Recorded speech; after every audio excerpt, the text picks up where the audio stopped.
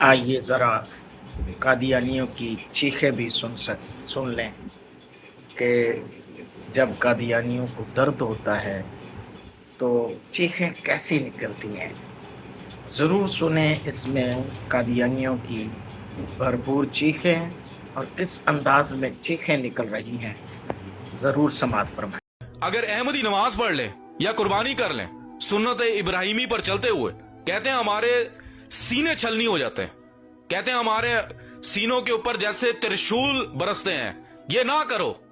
ادھر پھر پاکستان کے اندر کیا جی معزز سامعین کرام، سنا آپ نے، یہ قادیانیوں کا ایک مربی، بہت بڑا یہ مربی ہے جس کی چیخیں آسمان تک جا رہی ہیں. جی قادیانی نماز پڑھ لیں، مسجد بنا لیں، قربانی کر لیں، سنت ابراہیمی پر عمل کریں. اور تم ہوتے کون ہو یہ کہنے والے؟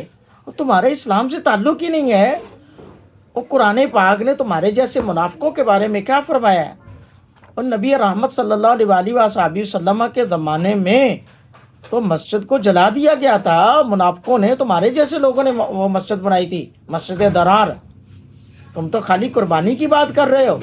قرآن پڑھ کر دیکھو، سورہ توبہ پڑھ کر دیکھو، سورۃ التوبہ کی آیت نمبر 108 نہیں پڑھی؟ بڑی یہ قرآن کی باتیں کرنے والا یہ مربی ہے، یہ بڑا اپنی بروڈ پر بیٹھ کر بڑی بڑی باتیں کرتا ہے. سنو اس کی چیخیں. اور میں آپ کو بتا رہا ہوں سورہ توبہ کی آیت نمبر 108، اللہ فرماتے ہیں لا تقم فیہ ابدا لمسجد اسس علی التقوی من اول یوم احق ان تقوم فیہ رجال یحبون ان یتطہروا واللہ یحب المطہرین. اس مسجد میں تم کبھی کھڑے نہ ہونا، بے شک وہ مسجد کے پہلے ہی دن سے جس کی بنیاد پرہیزگاری پر رکھی گئی ہے، اور وہ اس قابل ہے کہ تم اس میں کھڑے ہو. اور اس میں وہ لوگ کھڑے ہیں جو خوب ستھرے ہونا چاہتے ہیں، اور ستھرے لوگ اللہ کو پیارے ہیں. اور جو مسجد اللہ کی رضا کے لیے بنائی، سونے نبی کے محبت میں بنائی جائے، اس میں تو پڑھو.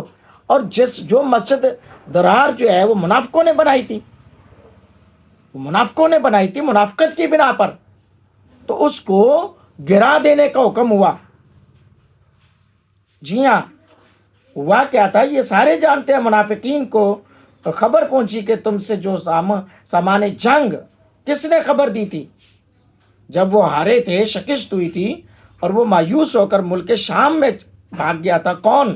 وہ منافقوں کا سردار تھا، وہ منافقوں کا بہت بڑا دلال تھا جس نے یہ کام کیا. اور اس نے نبی پاک صلی اللہ علیہ وسلم کے دین میں ایک دراڑ ڈالنے کی کوشش کی. اس کا نام ابو عامر تھا، جس نے مسجد قباء کے مقابلے میں مسجد بنائی تھی. تو بھائی تم نے تو دین مصطفی کے مقابلے میں اپنا ایک من گھڑت دین اسلام کا نام یوز کر کے ایک ریلیجن تیار کر لیا ہے. بڑی بات ہے جی، ہم قربانیاں ہوتی ہیں تو ہمارے دل تو کیوں نہیں چلیں گے چھرے. تو اس مسجد کو صحابہ کرام نے جلا دیا تھا. تو یہ مسجد درار تھی، تم تو خالی قربانی کی بات کر رہے ہو. حضرات محترم، نبی رحمت صلی اللہ علیہ وسلم کے غلاموں، یہ ہے دین حق، دین اسلام. دین اسلام کی ہمارے لیے پہچان. اللہ تعالی ہمیں صحیح دین اسلام کی سمجھ بوجھ عطا فرمائے. آمین.